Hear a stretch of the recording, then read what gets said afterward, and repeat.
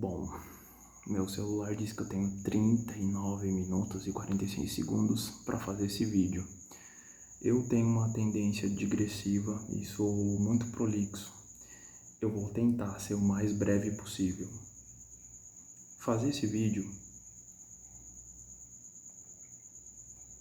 a essas alturas do campeonato, quando a gente se localiza geograficamente, socioeconomicamente, quando você está a par das notícias, me parece uma espécie de trivialidade, de futilidade.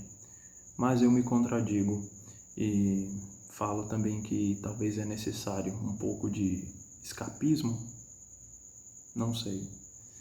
Enfim, mas não é tão um escapismo assim, até porque se a gente lê uma matéria que está na BBC sobre o impacto que escolher um parceiro romântico ou as pessoas com as quais você lida, as pessoas que estão perto de você têm na sua vida, então talvez não seja tão fútil assim. É que me parece, pelo menos para mim, no momento em que eu estou vivendo, um pouco difícil falar sobre isso. O amor romântico, sabe? Tá mais me parecendo um artigo de luxo, tá mais me parecendo uma festa numa mansão para a qual você é convidado para você ser o garçom, saca? Aí vai ficar passando esses carros aqui quebrando a vibe toda, mas não tem outro lugar e nem outro momento para fazer esse vídeo. São 4 da manhã, tá quase amanhecendo, não dormi como as olheiras demonstram e eu venho falar com vocês sobre amor. E como eu dizia, fica muito difícil para mim falar sobre isso aqui no 12º país com a maior economia do mundo, saca? A gente tem a 12ª maior economia do mundo e ao mesmo tempo mais de 10 milhões de pessoas passando fome, né? A gente é o segundo país com a pior mobilidade social do mundo, o segundo país com a maior concentração de renda do mundo. Entre 30 países, nós somos o país que menos retorna os impostos à população.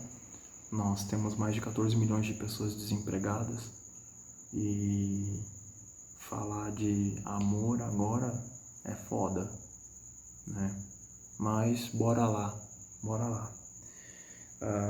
Eu vou me valer de 2 livros e recomendar eles para vocês. Esses 2 livros são muito bons. Na verdade, eu li muito mais sobre esse assunto aqui. E eu sei que em algum momento desse vídeo eu vou estar falando alguma coisa que eu acho que é muito minha, da minha subjetividade, mas não passa de intertextualidade. Que a gente está o tempo todo fazendo alusão, referência uns aos outros, né? Não tô tendo nenhum jato de luz, nenhum estalo de brilhantismo aqui neste vídeo. Eu queria ter tempo suficiente, sabe, para falar com vocês sobre essa matéria. Os cérebros conversam entre si sem que a gente perceba, mas eu vou resumir. Esse neurocientista basicamente diz que depois de 2 semanas, os 2 cérebros podem ter um alinhamento até idêntico e mostrar padrões similares até na linguagem. Então isso é muito importante, não é tão trivial assim como eu estava pensando agorinha que era. E não vou ter tempo para falar sobre isso, eu quero ter tempo para falar sobre o Simon May, sobre esse livro aqui, Amor, uma História. Por quê? Nós estamos no 9º país mais desigual do mundo, então num país também que, embora a gente esteja passando por todo esse negacionismo científico e tudo isso, a gente tem que se lembrar também, gente, que 52% da nossa população, as pessoas de 25 anos de idade a 64 não têm diploma do ensino médio. Então,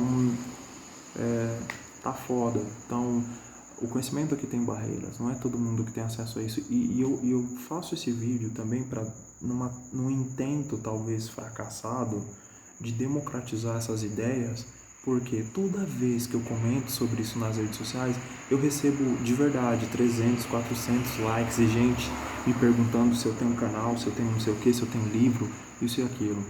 Então eu vejo que há uma necessidade, há uma vontade de saber sobre isso. E esse vídeo surge dessa demanda, por assim dizer. Mas nem tudo está perdido. Nós temos um canal no YouTube chamado Neurovox, que fala sobre neurociência e tem mais de 1 milhão de inscritos. Então, isso dá um quentinho no meu coração, um cara que é amante do conhecimento. E tudo bem, então a gente começa aqui a falar. Eu queria ter tempo para falar sobre amor e cultura e idiomas, mas não vai dar. Eu vou tentar falar brevemente aqui, por exemplo, que na Espanha te amo é te quiero, mas eu te amo aqui na América Latina é te amo. Imagina a treta que dá, né? Quando alguém, sei lá, do México se casa com alguém da Espanha, né? Porque tem até uma música do André Cepeda que diz assim, te quiero no es te amo. E os espanhóis não dizem te amo, não, perdão, deixa eu me corrigir. Os espanhóis costumam não dizer, a gente não pode generalizar, porque eles acham que soa cursi. Cursi significa piegas, meloso, demasiadamente romântico, certo? E eu acho bacana também, agora indo para o inglês, o fato de que a gente tem fall for, que significa se apaixonar por alguém, mas também significa cair numa armadilha, né? Ser enganado. É engraçado também falar sobre o fato de que só aqui a gente tem a palavra cafuné, eu acho isso incrível, mas no espanhol a gente tem estar solteiro, estar casado, a gente não diz ser solteiro, ser casado, até porque é um estágio, não é uma característica, né, com a qual a gente nasce ali. Isso eu acho muito interessante. E a gente tem no inglês o tal do pillow talk, que é aquela conversa que você tem após o ato sexual, após a cópula, após o coito. E eu basicamente só faço sexo para poder chegar nesse momento aí. Para mim é a melhor parte, saca? É aquela conversa depois da relação. Eu acho tão bacana como cada idioma te dá essa janela através da qual você pode olhar para a realidade. E nessa mesma deixa de idiomas, calma, que já vou falar dos livros, certa vez eu perguntei no meu Facebook isso, qual é a palavra mais triste da língua portuguesa para vocês? E uma pessoa com a qual infelizmente eu não converso mais hoje, respondeu assim, amor, porque não importa em qual tempo verbal você conjugar, você vai sofrer.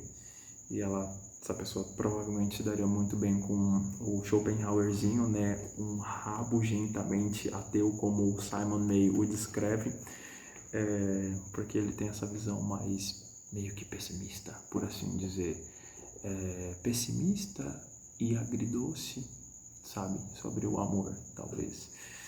E, ok, então, indo para esse livro aqui, eu recomendo que vocês leiam ele primeiro, porque assim vocês lerão este outro aqui à luz da neurociência. Esse livro aqui é muito gostoso, muito bom, porque existe um diálogo entre a neurociência e a filosofia, tem palavrão no livro, é bem bacana.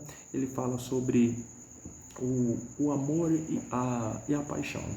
Basicamente a gente tem, eu vou falar a grosso modo, se vocês quiserem se aprofundar, vão lá no canal dele, ou comprem um livro, ouçam podcasts e, se apropriem de literatura sobre o assunto. Aqui é um ponto de partida este vídeo, tá? Um convite à ciência, não tá acabado não, isso não é a minha caneca, tá bom?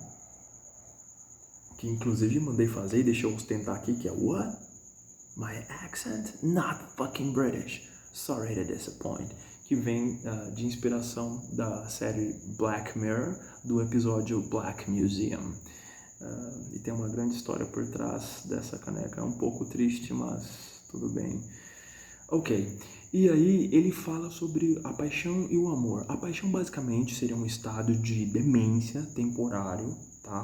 Com uma duração de 12 a 24 meses, com características de obsessão, compulsão e estresse. As músicas já nos mostram e as nossas vivências também confirmam tudo isso.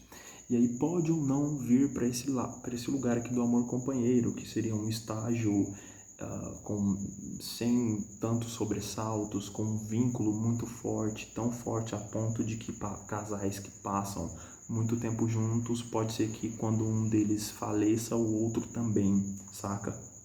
E, enfim, é muito triste dizer isso, mas é agridoce mesmo. A vida é agridoce, às vezes mais amarga do que doce.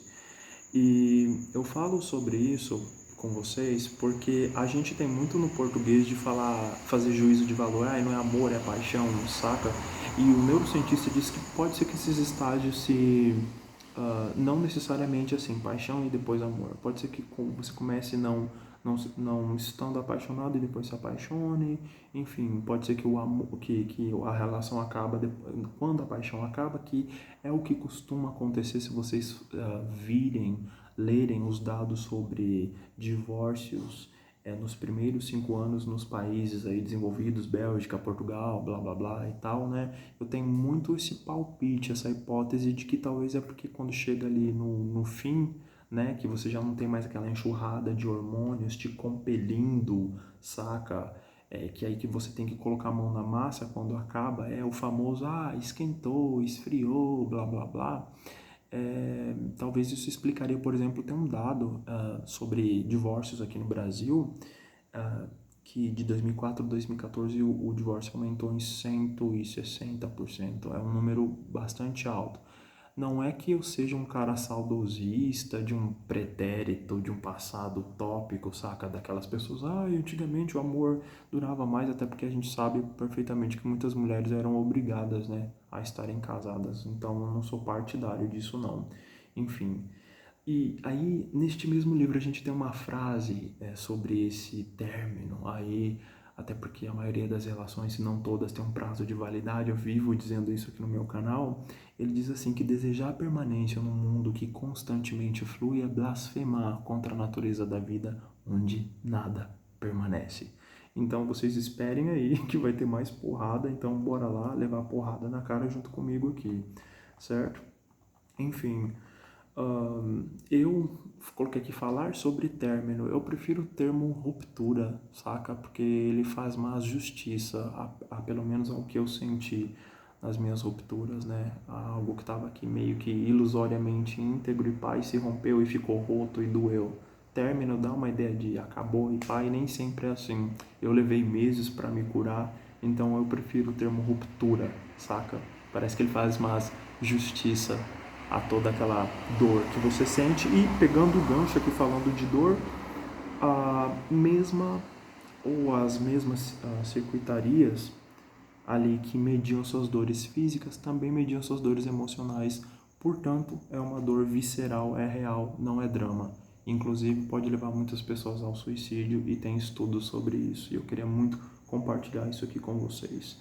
E geralmente, depois disso tudo fica o quê? Saudade. E o que é saudade, se não o desejo de repetir?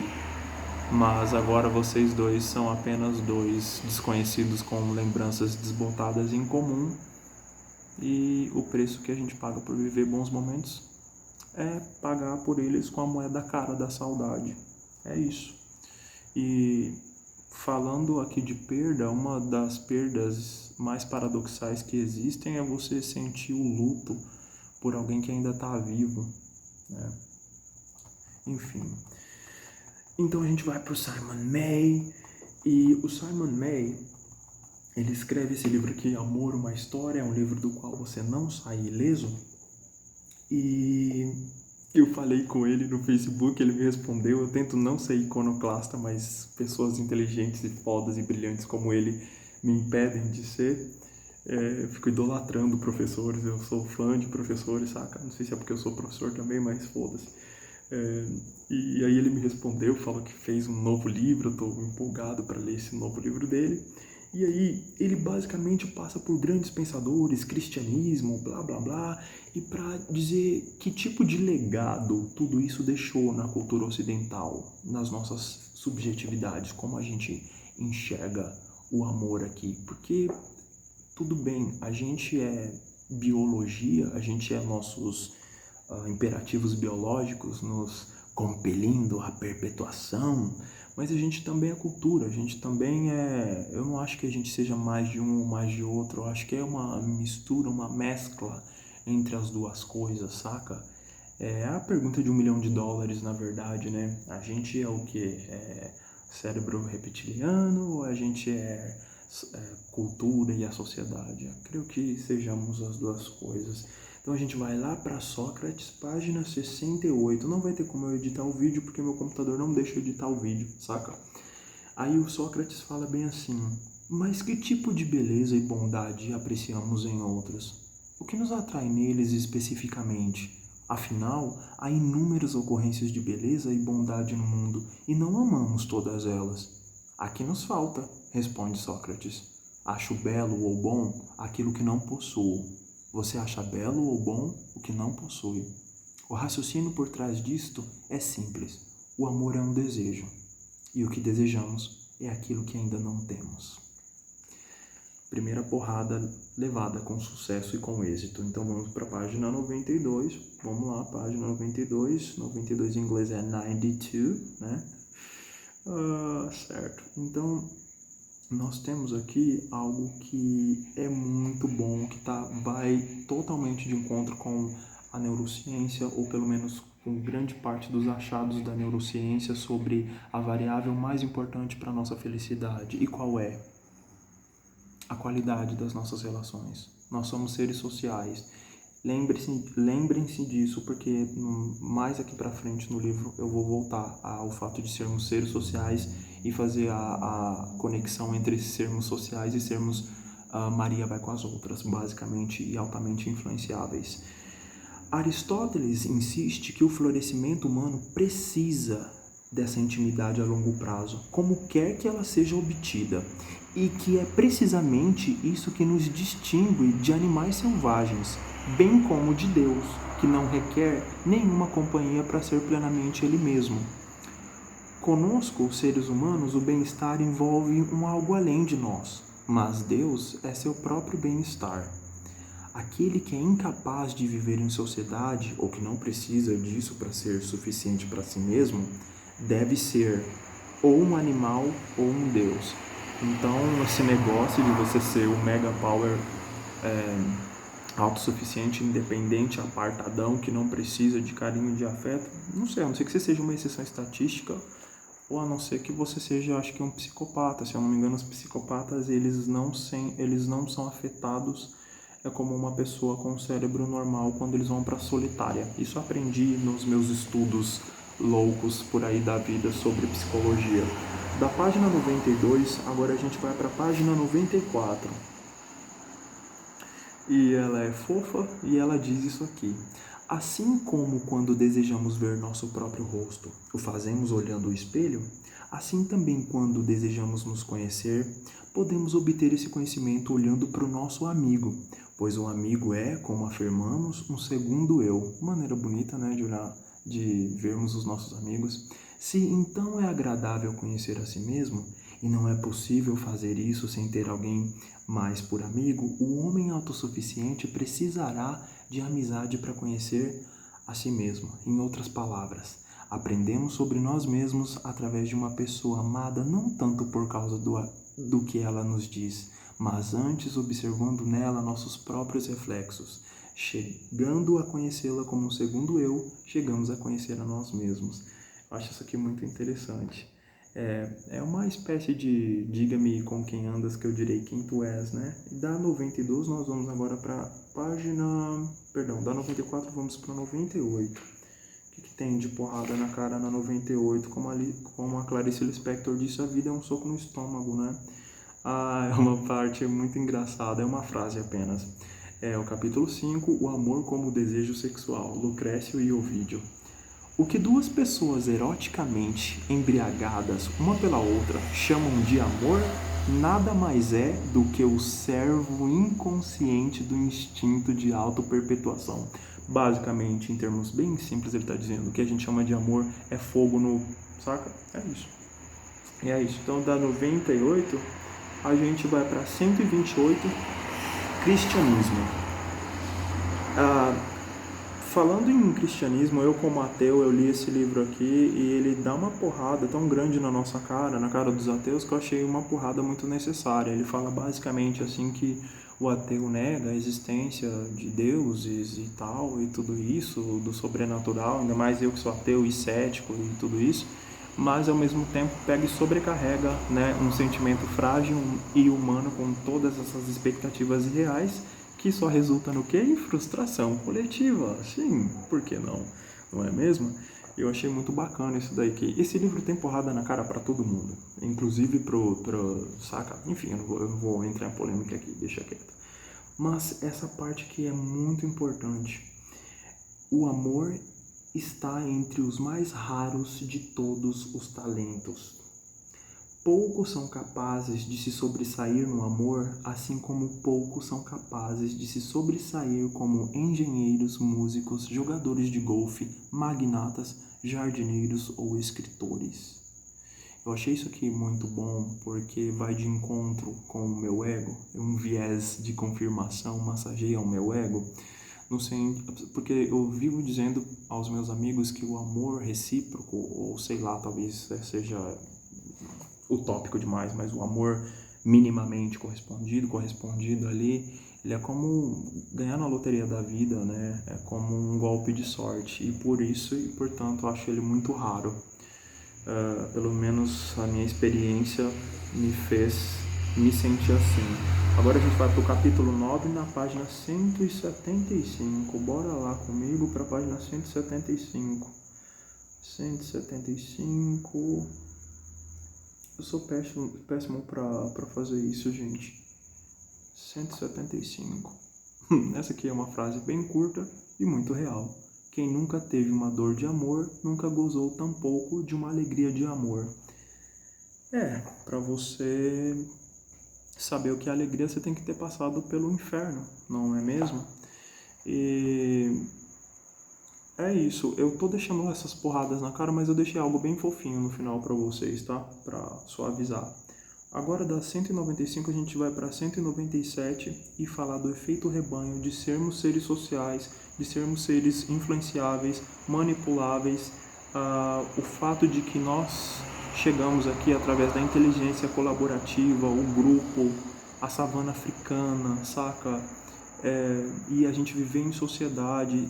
Tanta pegadinha pode ilustrar isso, gente. Tem pegadinhas em que as pessoas são submetidas, não, né? Mas elas estão ali naquela circunstância em que um grupo majoritário, maior, em vantagem numérica, por assim dizer, está fazendo determinada coisa, aquela pessoa que está ali, que não é a atriz ou ator, ela começa a imitar, saca? E enfim, eu acho bem interessante como isso ilustra como nós somos influenciáveis.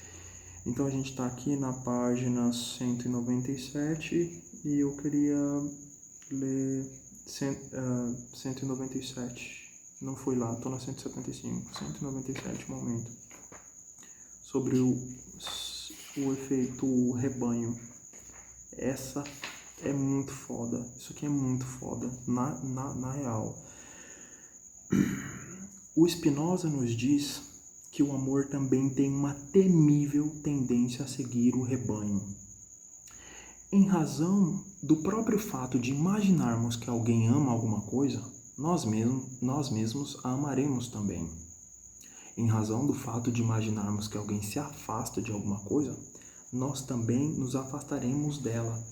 Como Spinoza observa com sagacidade, essa tendência a imitar resulta não só de um desejo envergonhado de seguir a moda, mas também da tirania dos outros, que exigem que imitemos seus gostos e aversões.